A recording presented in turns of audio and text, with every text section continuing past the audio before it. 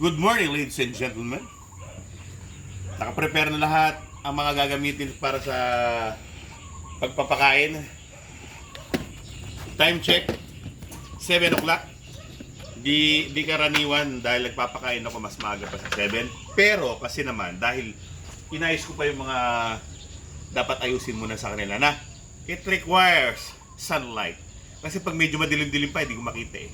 Baka may snake eh, no? Kaya, nantay ko munang medyo magliwanag ng konti. Ipinwesto ko na yung aking mga nag-aaway-aaway na kasi.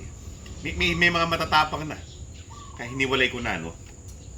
Well, ang daming mga pagkain para sa mga sisiw na bulik chicks, para sa breeder, successor pellets, para kay Sky ni Aling Nimay na stag developer, tapos regular ration, at syempre baby stag developer at tubig.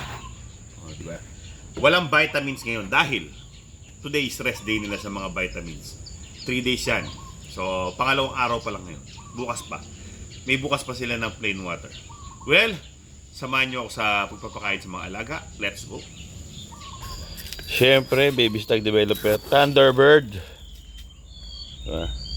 Medyo dinadamihan ko kasi yan. Hiping. Kasi nga dahil sa kailangan hiping na ganyan.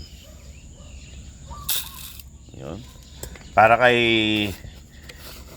Warhog at kay Genus. Okay. Well, nandyan na po ang aking dalawang, ito hiniwalay ko na. Nakikipagbugan dun sa mga kapatid niya. Malaki na si Warhog. Ayan na siya. As in, malaki na siya.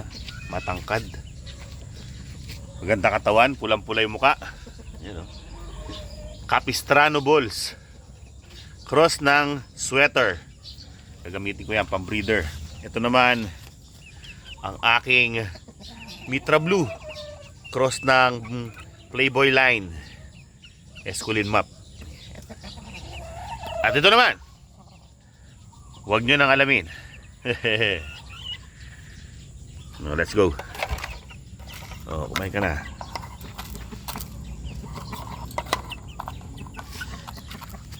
Ikaw din, alam ko gutom ka na.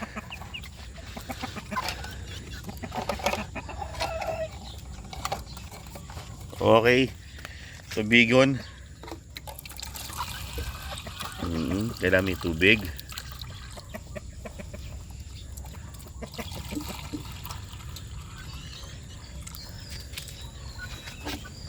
Alright. Yan, kakain na yan. Sabay silang kakain. Yan, dalawa pa lang yan sa aking mga papalaki. Meron pang kapatid to eh. Hindi siya balbaro yung kapatid niya. Hindi balbaro. Regular lang ang mukha.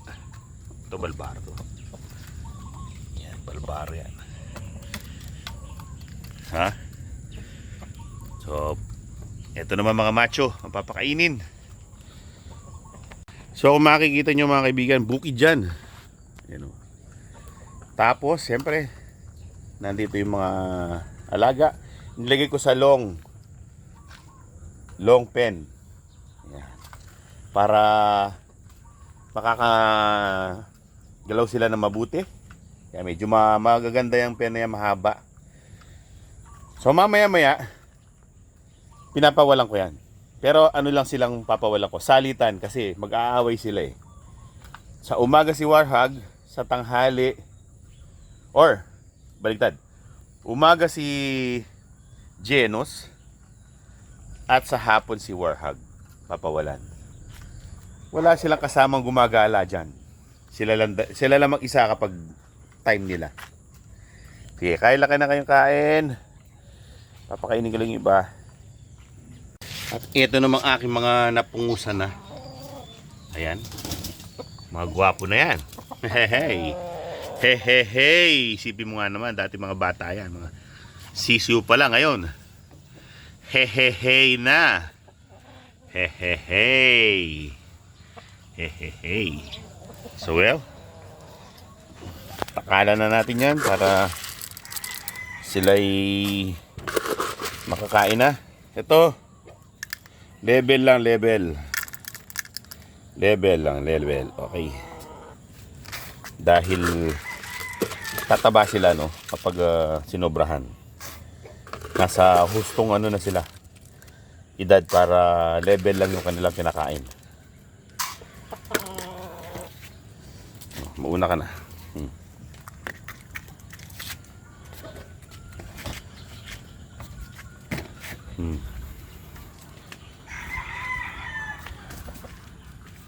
Isa pa to. Pumugi na to. O, di ba? Ay, hehehe. Magaling na yung kanilang mga napungusan. Hehehe. O, di ba? Makain na. So, lipat naman tayo sa harap para pakainin naman ng mga nandun. Good morning, Rudy. Morning. So, kain na muna kayo.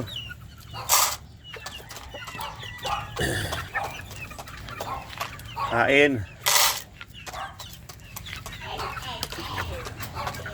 Kain na kayo.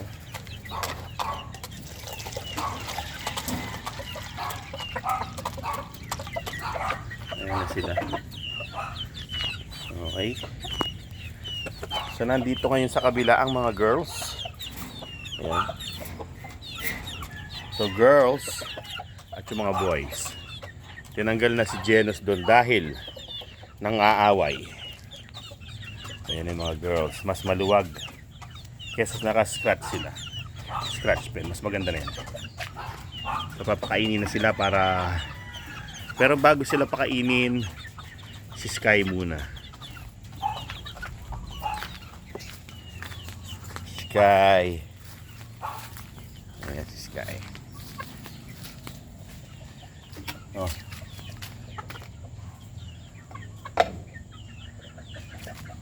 Halika na rito. Kumain ka na. Ayan na pagkain mo. Ayan na si Sky. Dito ka naman iinom.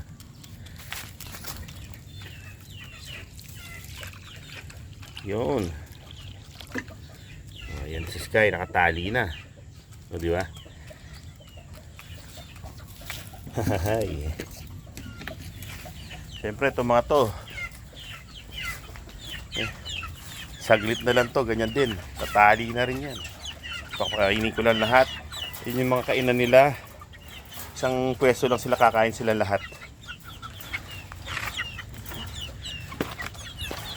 Yan, dyan sila lahat kakain.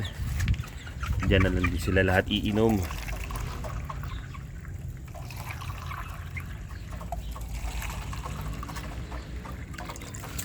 Yan. So ito yung mga boys. Ito yung mga girls. Hindi sila makakain kasi mga salbahe ito mga boys. Kakain din yan pag hindi na pinapansin ng mga boys yung pagkain. Iinom na kayo dyan. So ayan na setup ngayon para ma-maximize ang aming backyard. Limited lang kasi yung space at yung mga pens nila kaya maximize lahat. So ayan na, kumakain ng girl. Oh.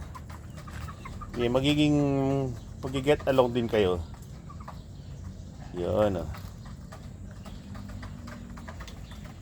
So pupunta naman natin yung mga sisiw. Mga bulik ko na sisiw. Yan o, yan ang mga parents ng aking mga bulik chicks. Sexy ang nanay, oh. Magandang dilag. Ayan. Nilagyan ko na sila ng leg band nila. Ayan. Barangay Dona. Ayan si Rudy. Hindi pa yan fully mold kasi tandang lang yan eh. Sa next season pa yan magpo-full mold. Ay, napakaganda sigurado na ito pag nag-full mold na to. Ngayon pa lang eh. Ganda na. So, let's go to the chicks. So, nandito na tayo sa mga chicks. Ayan. Medyo maipot na yung kanilang... Ayan. Last time, pinagsama-sama ko sila. Tapos, dahil nagtutukaan, pinaghiwa-hiwalay ko muna. Pero, pinagsama-sama ko lang din ulit. Para hindi lang Para matanggal lang yung kanilang mga gigil. Yan na sila ngayon. Jive together. O, diba? Okay, sige. Ano to mga to? Ayan na. Mahilig sila sa akin. Pag nakikita nila ako, pinupuntahan nila ako eh. Kasi binibigyan ko sila ng treats nila yung kanin. So yan mga kaibigan ng aking mga chicks. No? Mga baby bullet chicks. So, sana nag-enjoy kayo sa aking umaga. Sa aking pag-tour sa inyo sa aking backyard. Sa aking mga backyard mga alaga. Hanggang sa susunod na episode. Maraming salamat sa inyong panonood. Paalam. Di ba? Music sa aking pandinig.